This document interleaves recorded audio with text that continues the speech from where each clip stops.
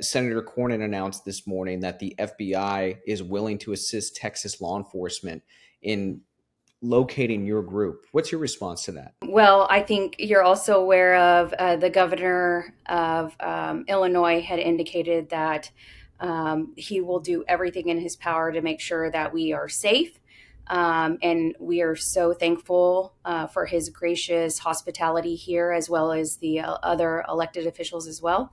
And so we have been coordinating with the governor and making sure that we are safe, not only from whatever it is that either Trump or Cornyn or Paxton or Abbott are intending or wanting to do, whether it's legal or not, but also making sure that we're safe from any potential threats as well, because I'm sure you're aware just this week that we had a bomb threat. Have you been briefed on what the FBI could do or has the authority to do? And have you been told at all what to do if you're approached by the FBI? We obviously are constantly in contact with our counsel. Of course, I unfortunately will not be able to provide you any of the information that was provided to us just for safety reasons. But I certainly believe, as well as all of our other members, as well as the governor, that we are safe in this state from any overreach from Texas in regards to taking us and moving us back to the state of Texas. So obviously, if we decide on our own free will to go back to the state, we are able to do that. But we have no intentions on leaving, at least I would say, I can say today, but just full disclosure, we are making decisions as a group. What's the best path forward, literally by hour, by day. Can you describe what it was like when you informed there was a threat against your group? Sure. So it was very early morning. Our group was obviously still some sleeping. Some of us were awake. I personally was awake, answering emails and just catching up with family and also with my staff and making sure that everything is business as usual back in the district as well as in the Capitol. And so we got an announcement over the PA system indicating that there had been a bomb threat and that we needed to essentially leave the building, get outside the building. And so it's a pretty big facility. So of course, all of us kind of popped out wherever, what area of the facility that we were in. And then we moved to an area that we felt was a little bit more safer. Just because there was some concerns from law enforcement that it could be a situation where, bomb threat to essentially encourage people to get out in the open. And so they were concerned that there might be somebody who, say for instance, like a sniper or something like that. And so they moved everybody because it wasn't just us that were staying in that facility, but everybody to an area that was a little bit more safer, a little more secure.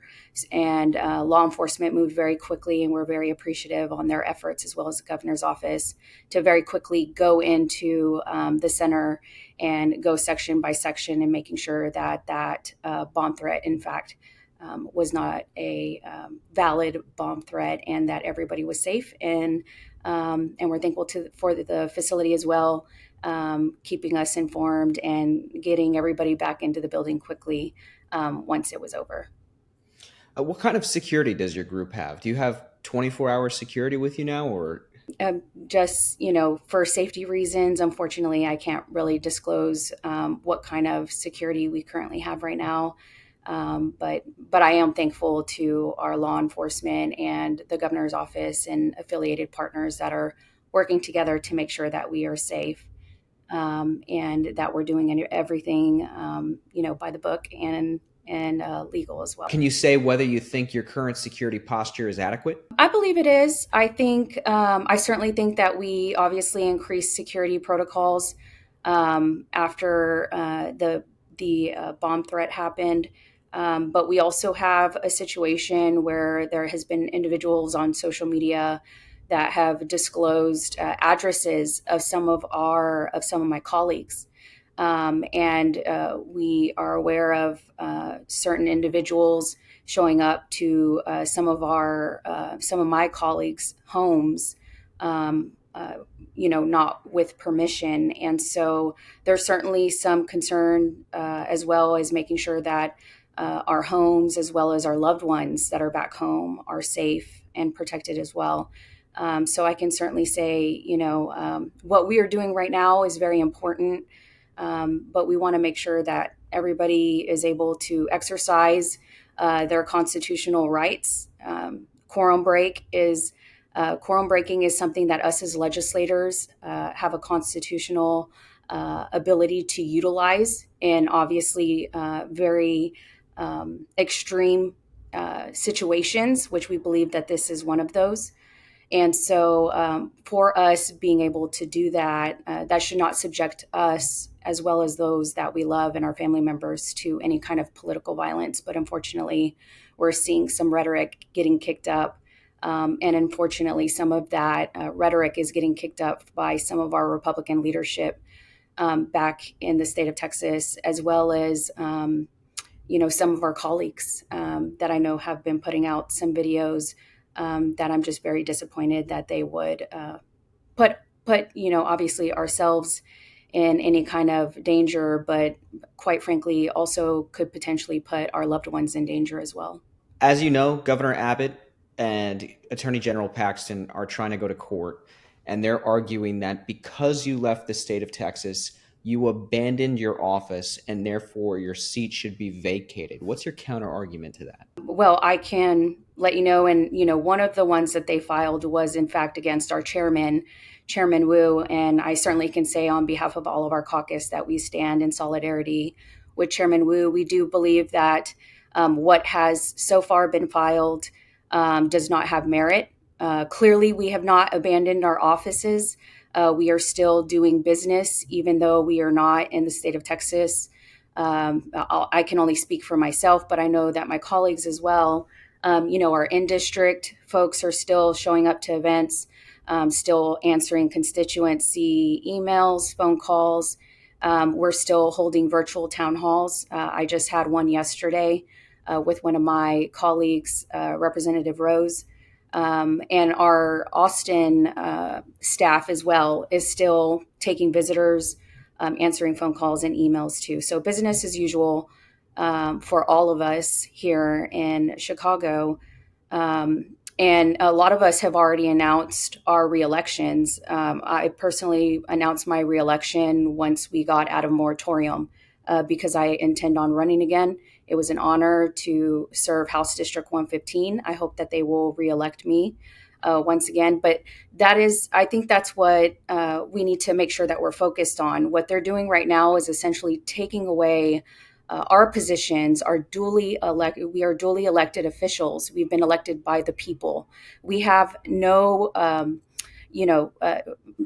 House District 115 seat is not my seat. It is the people's seat of House District 115, and they decided that I was the best person for the job. Ultimately, whether they believe that me quorum breaking was me going against my oath and also my duty to them as their elected official, well, there's a mechanism for that, and that's not reelecting me. And so, but I can say, as far as somebody who constantly stays up to date and looks at the emails coming in and gets updated by the staff about as far as, what it looks like in calls and information that we're getting from back in the district, I can tell you overwhelmingly my district is thankful for what we're doing right now. They recognize that this is not just a Texas issue. This is our whole country and our democracy that's on the line. This could potentially come at a great expense to you personally, not just the logistics of being there, but also the potential fine of $500 a day. So I'm just curious, how do you plan on paying for this? Each one of us individually understand that this is our own financial responsibility. We have accepted that. We are going to pay those fines legally. pursuant to what the rules that were put in place from the last quorum break. And, before we decided ultimately to do this, we were very much well advised about what the infractions were going to be. We were advised, and for some of us, like myself, who's a freshman member, who didn't have the opportunity to be with my colleagues the last quorum break, they definitely made sure that we understood exactly what kind of toll it takes on you emotionally as well to be away from your family.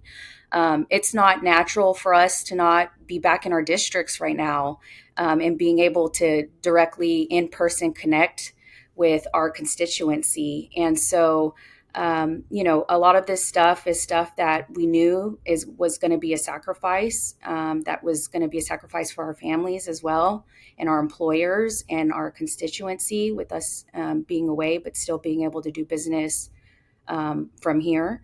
But this is just like I said. This is something way bigger than us. The governor and the attorney general have made accusations that some in your group may have either accepted or solicited donations to pay for your stay in Illinois, and they allege that that could potentially be bribery. Have you or anyone you know in your group either accepted or solicited donations to help pay for your stay? I can't really comment on as far as what maybe somebody else in the group may have done. Quite frankly, we've had discussions already, and at least what we are aware of, there isn't any indication that any of us would be subject to that. Quite frankly, we made this decision with not knowing to what level that we were going to be having any type of financial support. We were advised about, the fines, as well as the the potential punishment of, if we don't pay the fines, the reduction of our accounts and what we essentially pay our staff, and those type of things. But as far as what we have decided to do, and by that I mean denying quorum, we weren't promised. We didn't enter a contract.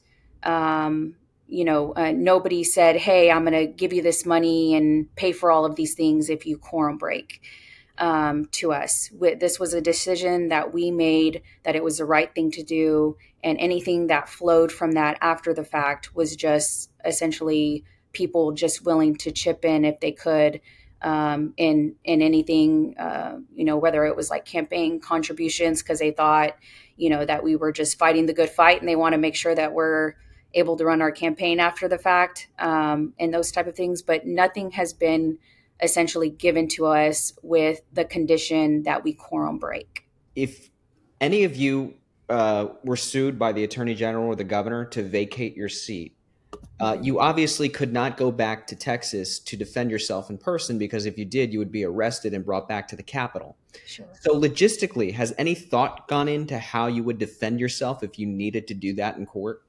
Sure, absolutely.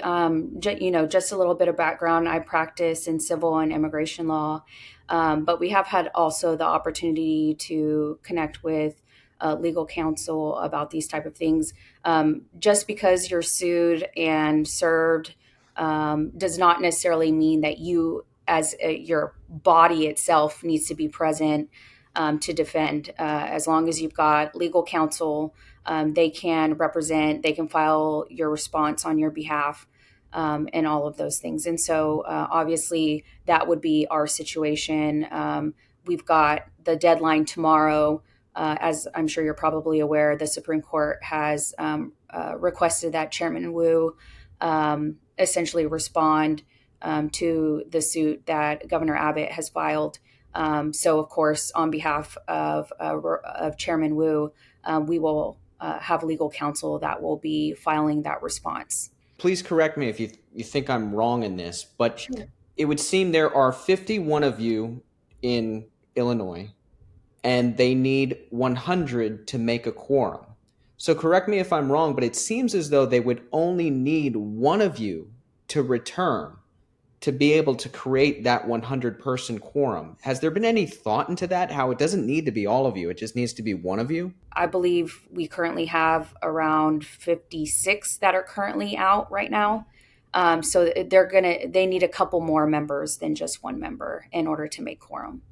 But point being is that you don't need all 50 of you to return. It only takes a much smaller number.